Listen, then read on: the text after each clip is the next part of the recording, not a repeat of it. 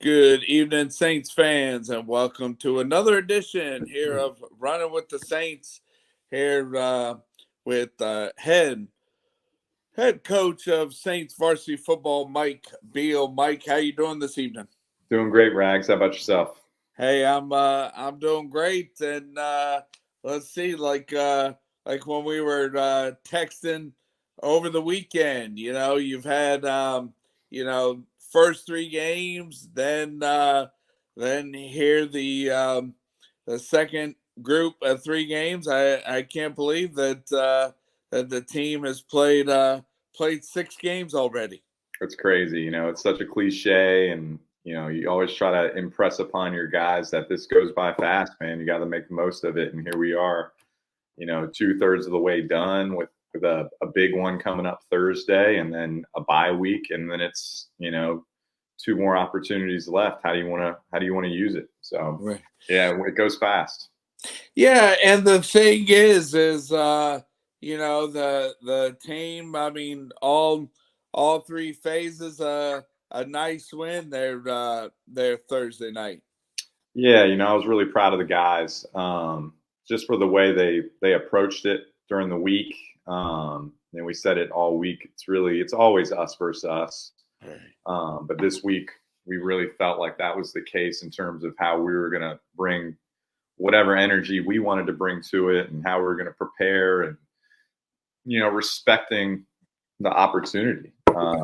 And that's the biggest thing, just understanding like this is football, and regardless of the opponent, and it's a violent sport, you got to put your prep in, you got to respect it, and approach it the right way. And I thought our guys did that. But then it's Thursday, a little bit different schedule wise.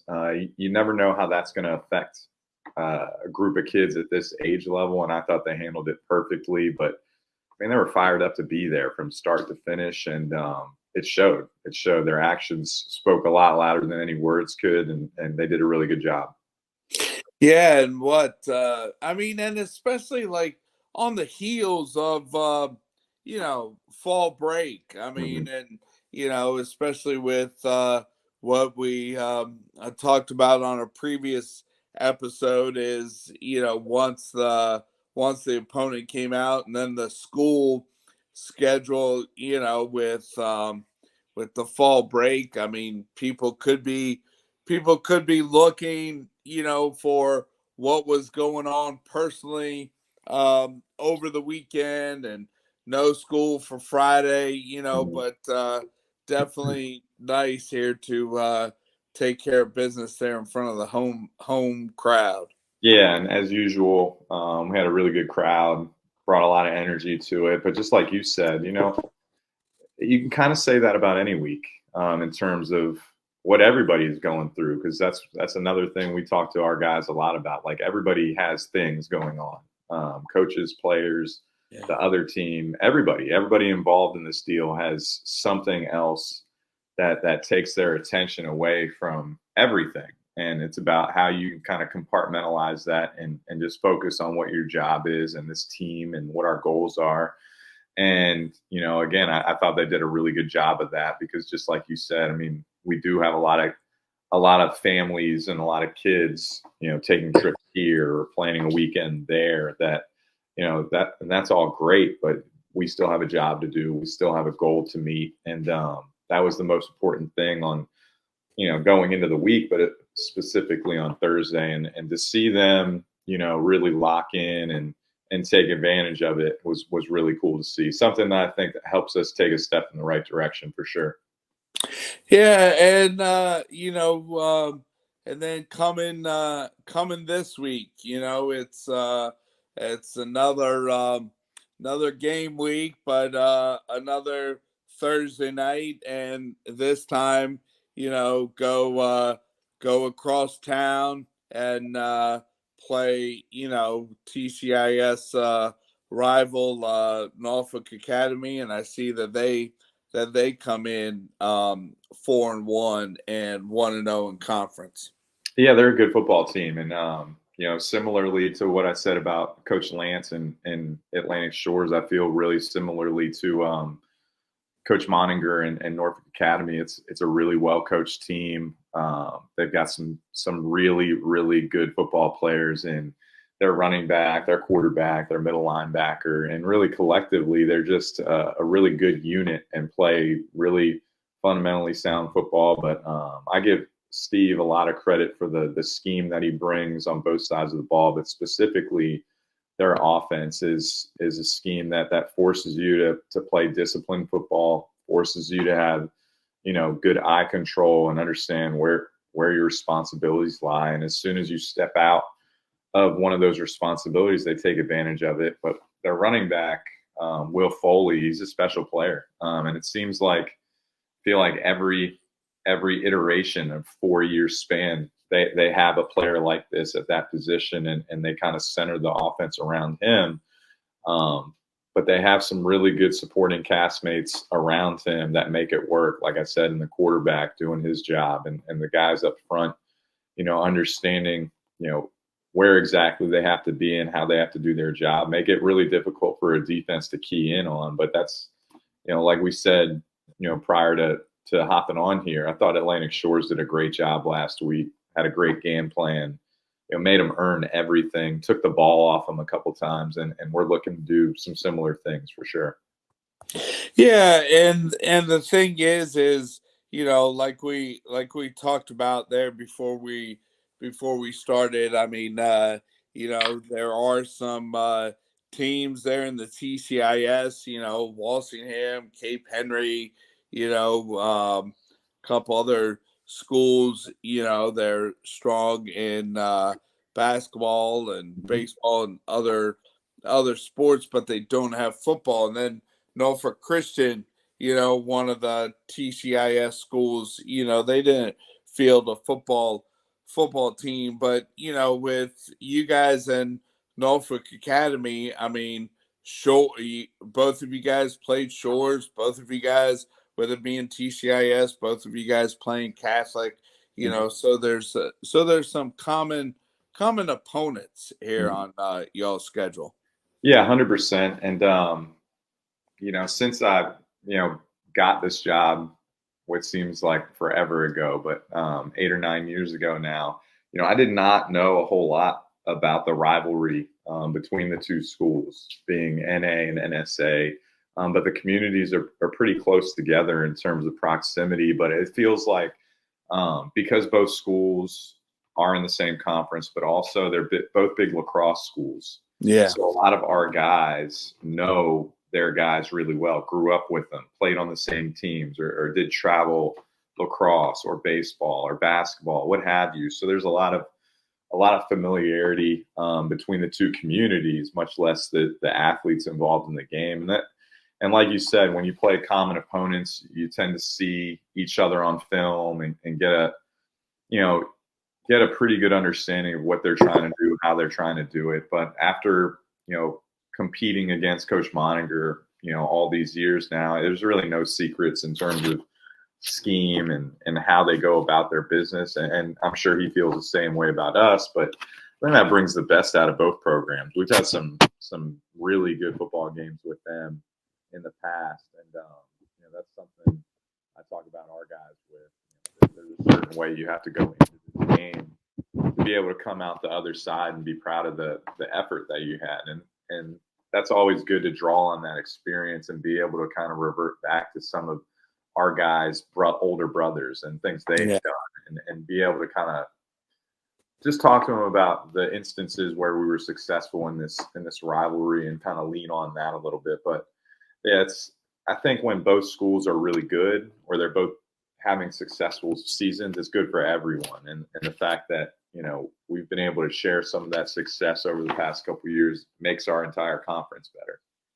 Yeah. And, the other thing is, for all the listeners out there, I mean, yes, you guys are in the same conference, but when the regular season is done, then with enrollment, Norfolk Academy, Division I, Nansemond Suffolk, Division II. So then you guys do play each other. Yes, you guys are in the same conference, but then when the regular season is done, then you guys are in two different state divisions. Yeah, it's almost the way I explain it to people. It's like the old beach district, um, football wise, and really every other sport wise. Like the proximity allows you to be in the district, or or in our case, the conference.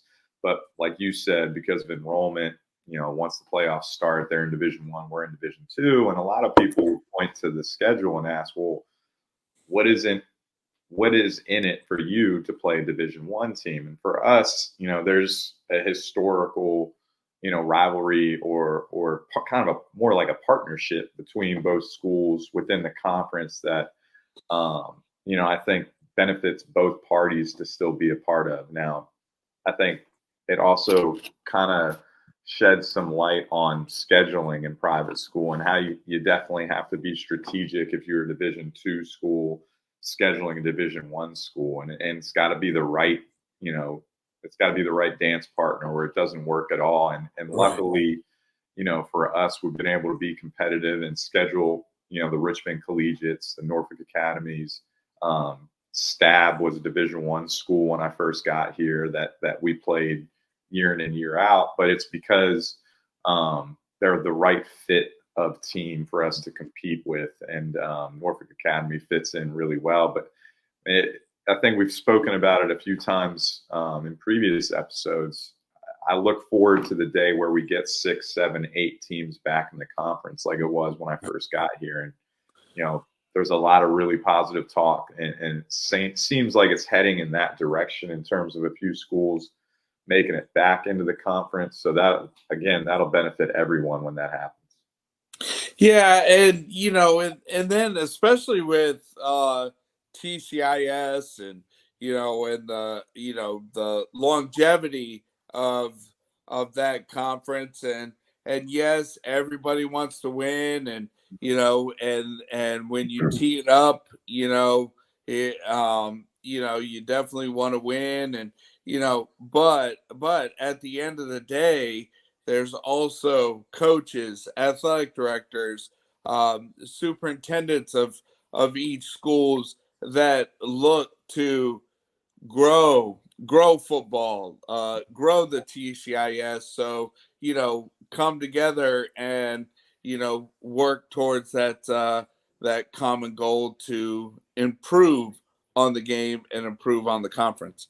Yeah, there's no doubt about it. And case in point, right after the game on Thursday, I reached out to Coach Muehling over at Catholic. He's a first year head coach, first year really in the state of Virginia coaching. So I can only Okay. imagine, how tough that is for him. I just remember being in the same position as a first year head coach, not knowing a ton about, the landscape of private school football, and kind of reaching out really initially because we had to share film. He filmed his guy filmed the wide, I filmed the tight, so we had to exchange film there. But in the midst of kind of working out the logistics for that, just reaching out, say, well, what can we do? Can we meet in the off season? We're going to go to the Glazier Clinic. It'd be great if we can meet up there, or 7-on-7, whatever we can do to help each other out. Like we're gonna compete for 48 minutes on that scheduled date. But just like you alluded to, it's about growing football and making sure everybody's doing everything they can do to put their best foot forward. And we all need help and support in different parts of our program, whether you're the first year head coach or whether you're the 8th or 9th year head coach of the same spot. Like it's important that we kind of treat it that way because like you said, we all want to win. Nobody wants to win more than I do in terms of putting our guys in the right position and being able to see them be successful. But like, if we don't have enough teams to play, Yeah. and we're winning all the games, like the end of it, you're not going to be playing many more games, or you're going to have to travel 3 and 4 hours every week,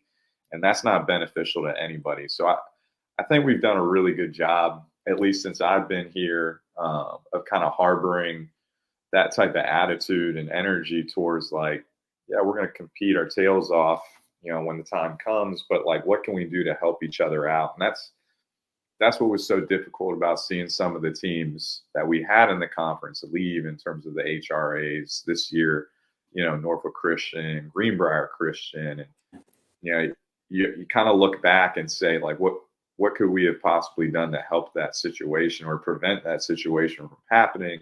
And hindsight's 2020, but here we are. You know, Norfolk Christian, we need to get them back in.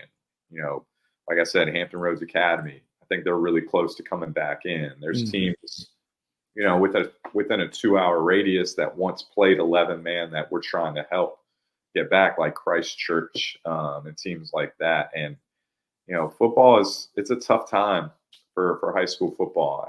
It's as good of a product, if not better now than it ever has been. But I think the apprehension, you know, for some parents to put their kids in football is at an all-time high, even though, man, it's safer now than it's ever been in terms of how we deal with concussions and what we do to prevent it, and strength conditioning and all these different modalities of support that we can give our kids to be successful. But it takes a lot of people to make sure everybody's getting what they need to kind of push their program forward. So if we can do that, I think we're heading in the right direction. Yeah, and you know, and the other thing is we've talked about NSA recent alums, you know, that are playing on Saturday, but here we are, Monday Night Football, and Saints and Chiefs, and before we started taping, you know, you said that what, last week or 2 weeks ago, Yeah. Cole, you know, got bumped up to the active roster, and I just checked, and you know, still on the active roster. But you know, definitely cool to see NSA product here on the 53 man roster there for an NFL team. Unbelievable. I mean, you talk about, and we, like you said, anytime we can shout out Cole and what he's been able to do in his journey, I think it's a positive thing. But I don't think people really understand the odds that this guy has beaten in terms of not just getting a shot to be in the NFL, but to now be a vested member of. I keep saying that he's a vested member of the NFL, meaning he's going to have a pension for the rest of his life being paid for by the National Football League that gives him benefits that's going to allow him to have a health care, to have a check, income. I mean, that's a really, really tough thing to do. Like they say that average NFL career is like 2.5 years, I believe. It might be maybe a little bit less than that. And we're sitting here talking about year 4 or 5 for this Right. guy coming out of Army. Right. Just unbelievable. You know, like I said, our whole community is behind Cole and is super, super proud of him. And man, the thing about him though is, I think when it's all said and done, like 10, 15, 20 years from now, his football portion of his life will be the last thing people talk about because of what kind of person he is and what he does for his community. And man, he's just unbelievable ambassador for our program and our school for sure. Yeah, I mean, and the thing is, you know, I mean, with knowing Coach Jay, you know, with when he was at Western Branch, definitely followed NSA's program a little bit closer when he was over there, you know, and just Cole. I mean, he had great stats, you know, but I don't know if it was his size or Yeah. coming from the school, but not really recruited, and then to go to West Point and be not only part of Army football, but then part of Army Navy game, and he signs a free agent contract with the Chargers, Mm-hmm. and then gets released after 1 year, and then the Chiefs pick him up, and not I mean he's got 2 Super Bowl rings, and the thing is he just kept his nose to the grind, Mm-hmm.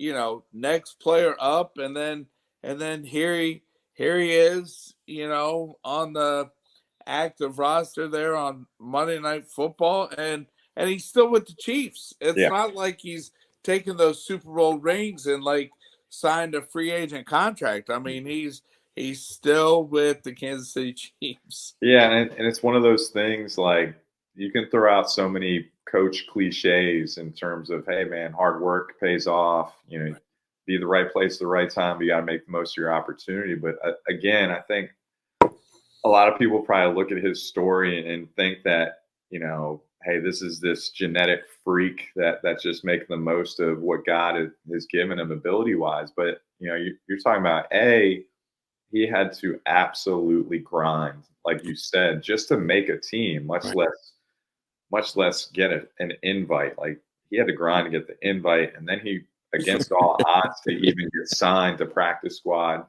way against all odds to make the 53. But like so many things had to fall into place too. Like you talked about West Point, and they were in a transitional period when he signed to go to West Point, and that was not, you know, it was a football decision, but that was more of a life decision for him in terms of Right. what he saw himself doing after football. Like I think like most, you know, power four, power five football players, the goal is to play in the NFL, but like you also have to plan for life after. And he saw himself as a soldier. Right. I mean, I've listened to his interviews. I've heard people who are very close to him talk like that's what he saw himself doing. So for him to then, you know, really progress in his football life and really put the work in and add weight, like you said, and that I think that was one of the things people had a hard time recruiting wise. Like he was kind of a tweener in terms of what they saw him as, whether he was a linebacker, whether he was in the box safety. What he is versatile, and that versatility allowed him to kind of put the best foot forward. But going to Army, you know, they had just switched coaches, and it Yeah. could not, you know, nothing against the previous staff, but he would not have fit in as well with the scheme that the previous staff was doing. But to come in at the right time at Army when they let go of the restrictions of how much weight you could gain too, because when I was in college, they were very, very, very stringent on how many calories you could intake, how big guys could get. Now, all that is out the window, and guys are really maximizing their time as an athlete at Army, and that's something he took full well advantage of. But then to go, like you said, to a program and Andy Reid and the Chiefs couldn't be a better place for him because they take guys very similarly to Belichick and the Patriots. They take guys that may be cast offs elsewhere or don't quite fit the norm of a role and say, well, this is what he can do. Like, let's Right. put him in a role with all the things he can do and expand that. And he's taken it and run with it. So it's like a football Cinderella story, man. It's pretty cool. Yeah. Well, hey, and I know the last 2 weeks, our schedules didn't, match up there on Monday, so we met on Tuesday. But here you guys, practice Monday, and then you got practice tomorrow, walk through Wednesday, and then Thursday it's you know tee it up again, and then got a bye, and then two more games left. Yeah, and then you make a really good point because that's the thing. It's so funny. Um, you know, we've said it before on this show a couple times. Like, I don't think the average fan knows kind of how much prep goes into this if you're doing it the right way. But it's so funny. I went to my daughter's soccer game on Saturday, and it was like a 9:30 game, so I went and saw that. But then right when the game was over, I'm out off the field, and I'm leaving to go in the parking lot, and our head of college counseling is walking in. She was like, "Oh man, you're here to watch soccer." I'm like, "Yeah, my daughter just got done." She's like, "Oh, well, have a great weekend." I'm like, "I'm going to work." Yeah. And she's like, "Work? It's Saturday." I'm like, "Well, we play Thursday, so I've got to break their film down. We got to get a game plan. We got to plan practice out." And I give our guys and our coaches a ton of credit because playing on Thursday, we still have to get the work in. So they came in on Sunday morning. We got our lifts, got our film work done, and introduced the game plan and who we're playing and all that stuff. And that's the part I don't think a lot of people really put together. Like there is a level of commitment if you want to do this the right way that you can't you can't cut the corners. You either just you do it, or you're not as prepared and you're not as successful. So our guys came in, put the work in, and away we go. But just like you said, today was our first real practice day. We'll go the other side of the ball tomorrow, and then it's go time. So like again, it goes back to the prep, and you know, are our guys watching film? Are they looking at the installs that we give them? Are they giving themselves the best chance to be successful? And no better week to do it than this week with a really good opponent coming in, and they demand your respect with the success that they've had. So it's a great opportunity for us. Yeah, well, hey, Mike, definitely appreciate your time here with this weekly drum beat. And I know that we've talked about our football teams, but we're not even going to talk about our baseball teams, because I know that both of our favorite baseball teams are going against each other right now. Are you a Met? I did not know Yes, you were a Mets yes, fan. You yes. son of a gun. So, but no, appreciate your time, and go Saints there on Thursday night. Absolutely. I appreciate it, Rags. Thanks a lot. All right. So here's the weekly episode here of Saints football, and as they play Norfolk Academy this Thursday. Go Saints.